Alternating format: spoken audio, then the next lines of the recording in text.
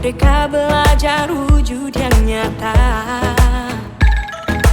Raih mimpimu juga cita-cita. Generasi emas Indonesia. Profil pelajar Pancasila tanamkan di dalam dada.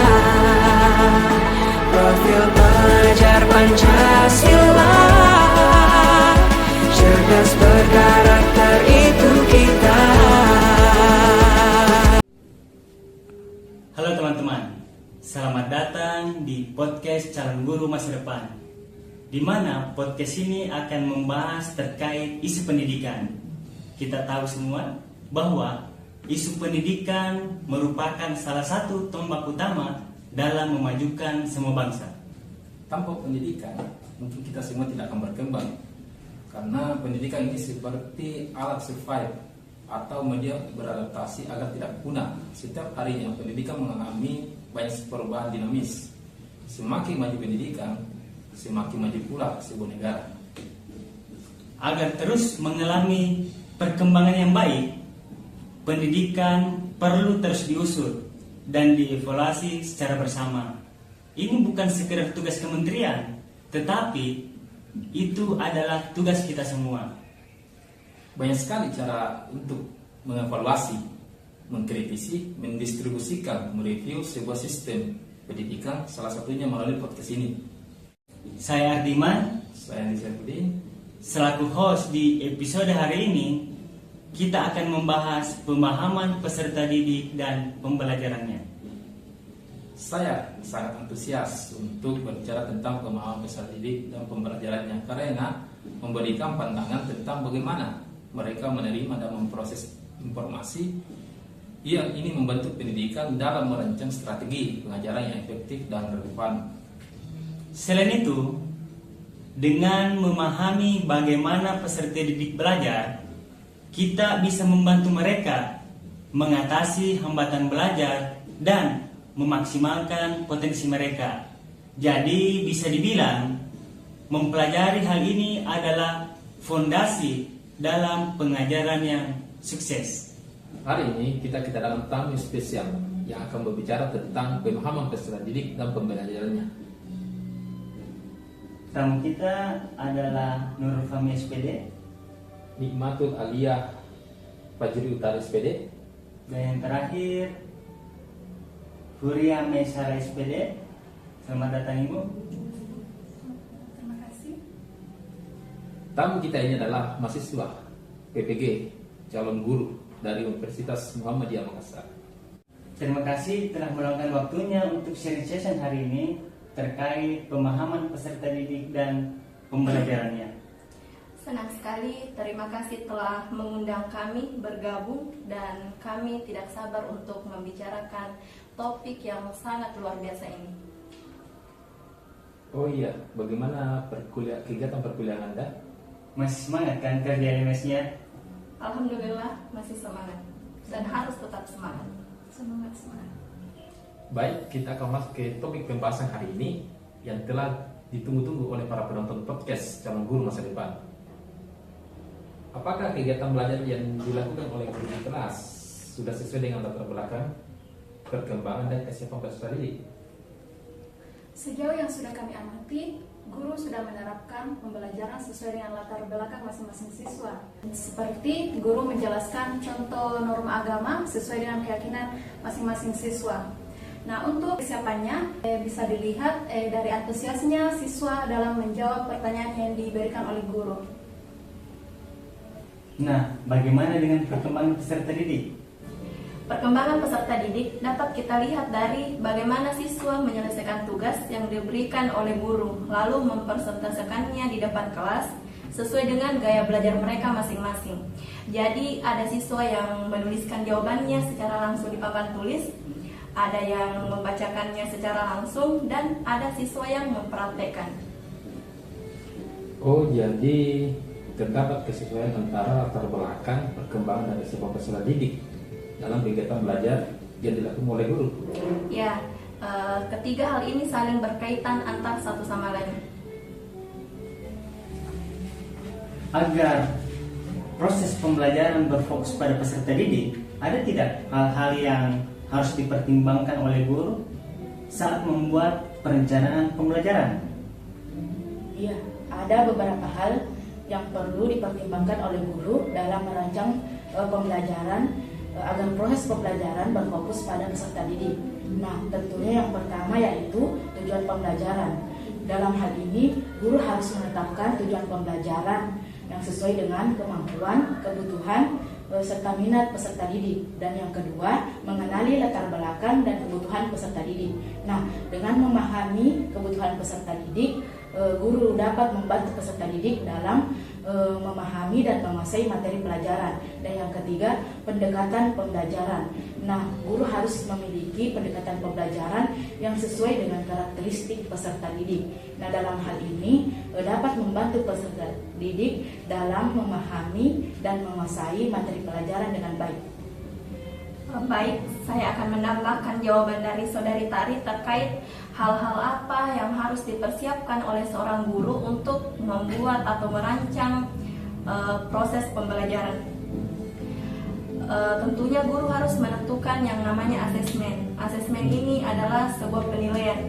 Asesmen ini dibuat untuk mengukur 3 ranah kompetensi. Ada yang namanya kompetensi sikap, pengetahuan, dan keterampilan.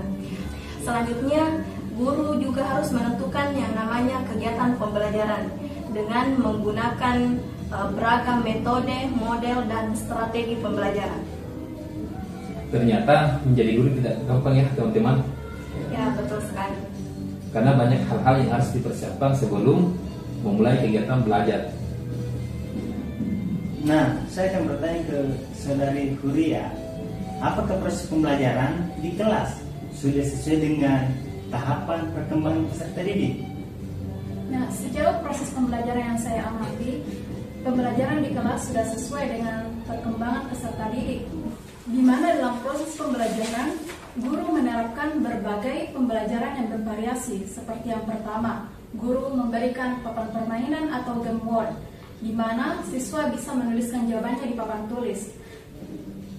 Dan yang kedua, siswa membacakan hasil diskusinya secara berpasangan. Dan yang ketiga, siswa mempraktikkan secara langsung tugas tersebut di depan kelas. Nah, kira-kira apakah dengan cara ini siswa dapat berperan aktif terkait dalam proses pembelajaran? Ya, dengan cara ini siswa bisa aktif karena guru memberikan kesempatan yang sama kepada setiap siswa. Karena itu, siswa bisa menyelesaikan tugasnya sesuai dengan kemampuannya masing-masing. Saya ingin bertanya kepada Saudari Huria, bagaimana dengan proses pembelajaran di kelas? Apakah sudah sesuai dengan kesiapan peserta didik dan latar belakang peserta didik? Baik, menurut kami, proses pembelajaran sudah sesuai dengan kesiapan peserta didik. Hal ini dapat dilihat dari antusiasnya siswa menjawab pertanyaan pemantik yang diberikan oleh guru. Nah, sedangkan terkait latar belakangnya, setiap siswa memiliki latar belakang yang berbeda-beda, seperti perbedaan ekonomi, sosial, dan budaya. Dan dari perbedaan ini, guru menyesuaikan proses pembelajaran sesuai dengan kemampuan ekonomi siswa. Misalnya, peserta didik yang tidak memiliki buku paket bisa mengakses sumber belajar dari HP. Begitupun sebaliknya. Dari penjelasan yang disampaikan oleh Saudara Huria, dapat dipahami bahwa latar belakang perkembangan dari siapa peserta didik saling berkaitan satu dengan yang lainnya.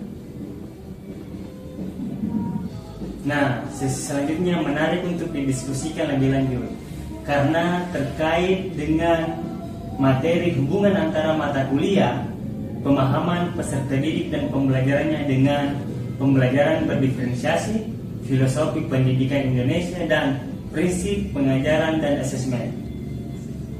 Menurut Saudara Fahmi, bagaimana sih hubungan antara mata kuliah, pemahaman peserta didik dan pembelajarannya dengan filosofi pendidikan Indonesia?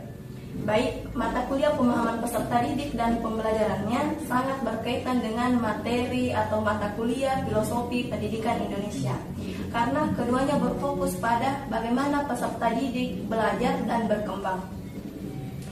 Filosofi pendidikan memberikan landasan teoritis mengenai nilai dan tujuan pendidikan itu sendiri. Sedangkan pemahaman peserta didik dan pembelajarannya membahas tentang bagaimana karakteristik dari peserta didik terkait kemampuan, kebutuhan, dan perkembangan mereka.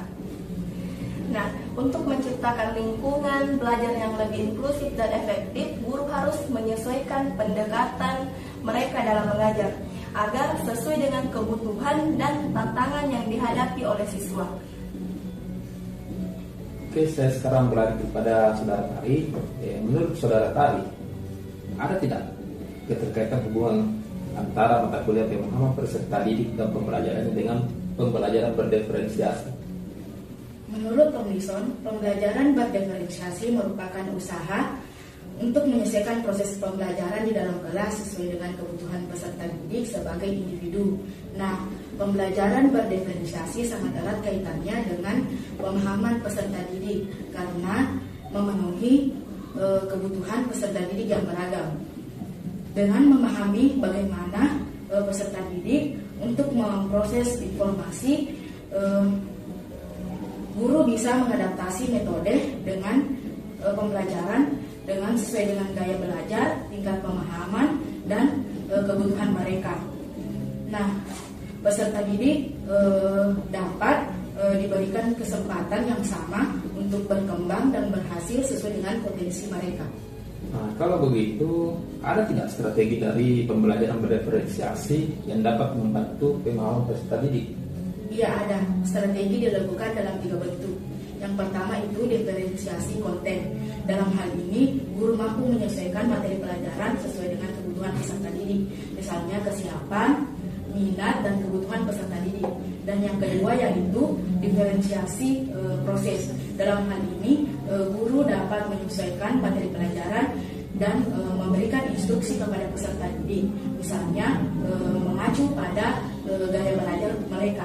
Dan yang ketiga itu diferensiasi produk, di mana dalam hal ini guru mampu membedakan hasil pembelajaran dan ditunjukkan hasil pembelajaran tersebut ditunjukkan oleh peserta didik seperti dengan adanya ujian, presentasi, dan dalam bentuk proyek. Oh, jadi ada 3 bentuk strategi ya dalam pembelajaran berdiferensiasi yang bisa membantu tenaga pendidik dalam proses pembelajaran. Iya, betul sekali.